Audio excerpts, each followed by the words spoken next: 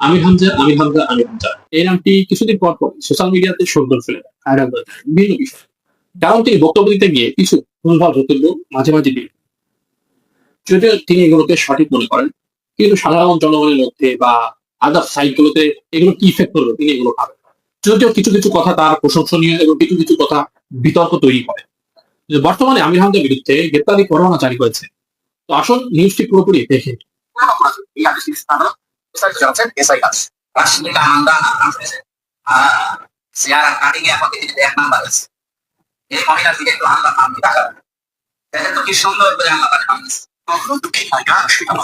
মূল টপিকে যাওয়ার আগে এই বিষয়টা নিয়ে একটু বলি। আমির হামজা সাহেব এই যে রামশিকা মান্ডানা ইন্ডিয়ান একজন হেরোইন, তাকে আল্লাহর নাম নিয়ে তাকাতে বললেন, এই কথাটা নিয়েও তিনি ব্যাপক ভাইরাল হয়েছে, শুধু বাংলাদেশের মিডিয়াতে ভাইরাল হয়েছে, ঠিক আছে? জনগণ বলতে লাগলো যে মুফতি আমির হামজা সাহেব তাহলে আল্লাহর নাম নিয়ে বিভিন্ন হেরোইনকে তিনি তার শ্রোতাদেরকে বলছেন যে আল্লাহর নাম নিয়ে তার দিকে একবার তাকি, আল্লাহর নাম নিলেই সব জায়গায় তাকানো জায়জ হয়ে যায়। এরকম বিভিন্ন কথাবার্তা আলোচনার স্বরূপ কিন্তু কিছুদিন আগে উঠেছে। কিন্তু তারপরে আবার তিনি এখন ভাইরাল হয়ে গেলেন, গ্রেপ্তারি পরোয়ানা তার বিরুদ্ধে জারি হয়েছে। এখন আসেন গ্রেপ্তারি পরোয়ানা কেন জারি করুন সেই বিষয়টি ক্লিয়ার।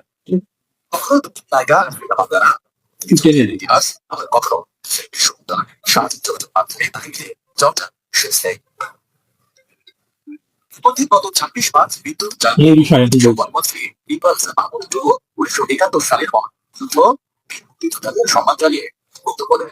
সেই বক্তব্য রেখে পরে উপজেলার বড় জামে মসজিদে জুমার নামাজে খুতবার আগে আলোচনায় নাস্তিক ও ইসলাম দেশি বলে মন্তব্য করেন আলোচিত ইসলামী বক্তা আমির হামজা।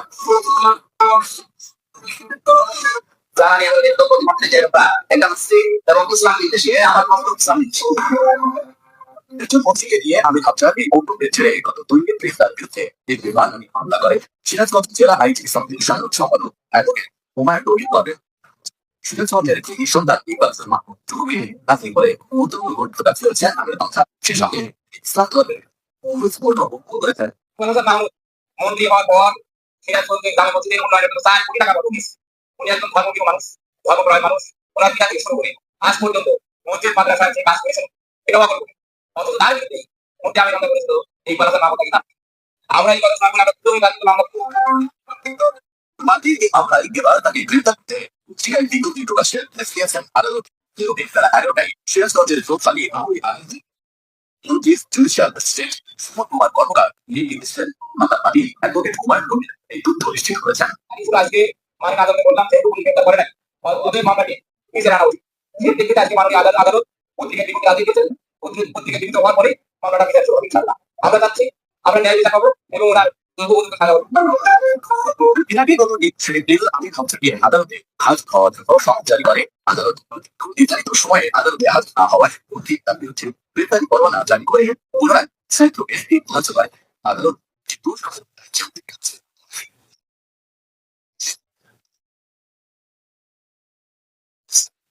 এই ছিল মোটামুটি মূল বিষয়। হচ্ছে যখন তিনি একজন সাধারণ বক্তা ছিলেন তখন তিনি তার মনের মাধুর্য মিলিয়ে তার নিজস্ব ব্যক্তিগত কথা জনসম্মুখে শেয়ার করতেন, সেটা ঠিক আছে।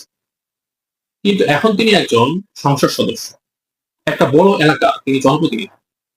এই যে তিনি একজন মন্ত্রীকে বিদ্যুৎ জ্বালানি এবং খনিজ সম্পদ মন্ত্রীর বিরুদ্ধে একটা গুরুত্বপূর্ণ কথা বলে ফেলেন, তিনি ইসলাম বিদ্বেষী, এই সে হাবি জাবি। তিনি ইসলাম বিদ্বেষী হোক আর না, এই মুহূর্তে তার বিরুদ্ধে কথা বলা সাজে কিভাবে? এই কথার দ্বারা মন্ত্রীর মনের মধ্যে তার বিরুদ্ধে বিদ্বেষ তৈরি হবে, মুফতি আমির হামজার বিরুদ্ধে বিদ্বেষ তৈরি হবে।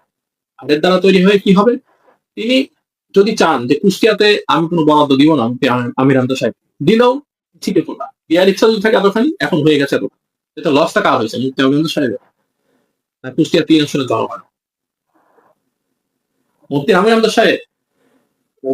সাহেব অনেক সুন্দর সুন্দর কথা বলেন, যোগ্য একজন মুফতি আলেম, তার বিরুদ্ধে কথা বলা খুবই কঠিন।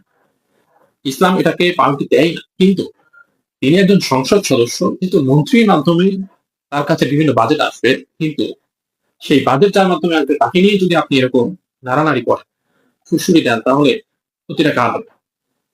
কুষ্টিয়া ৩ আসলে সাধারণ জনগণ, আপনার কিছুই হবে। এই জন্য একটু বিষয়টা যারা মুফতি আমির হামজা সাহেবের কাছের মানুষ আছেন তাকে একটু জানা যে তিনি তার জবানে যেন কন্ট্রোল নিয়ে আসেন। তার কন্ট্রোল হীনতার কারণে তিনি সংসদে যে বক্তব্যটা দিবেন সুন্দর সুন্দর বক্তব্য তিনি দেন এবং ভবিষ্যতেও দিবেন। এর দ্বারা যেন কিন্তু সংসদের বাইরের বক্তব্যের কারণে সংসদের মধ্যে যে বাজেটটা তিনি তুলে ধরেন সেটা যেন নষ্ট না হয়। এখন তিনি যদি তার জবানে কন্ট্রোল নিয়ে আসেন, এটাই হবে কুষ্টিয়া ৩ আসন সাধারণ জনগণ জন্য অনেক ভালো একটি দিক। যেহেতু তিনি এখন তাদের জনপ্রতিনিধি, কুষ্টিয়া ৩ আসনের জনপ্রতিনিধি, কুষ্টিয়া সদরের জনপ্রতিনিধি, তার সাধারণ মানুষের দিকে তাকিয়েও তার অন্তত জবানে কন্ট্রোল নিয়ে আসা উচিত। তা আমি জানি আমাদের ভিডিওটির মাধ্যমে বিভিন্ন অ্যাকশন রিঅ্যাকশন এই ভিডিও কমেন্টস বক্সে আমি দেখতে পাবো। আমার বিরুদ্ধেও বলবেন, আবার অনেকে মুফতি আমিন হামজার বিরুদ্ধেও বলবেন। আমার বিরুদ্ধেও বলার দরকার নাই, মুফতি আমিন হামজা সাহেবের বিরুদ্ধেও বলার দরকার নাই। যদিও আমরা সবাই কুষ্টিয়া জেলারই মানুষ, মিলেমিশে থেকে কুষ্টিয়াকে কিভাবে এগিয়ে নেওয়া যায় সেটা ভাবতে হবে।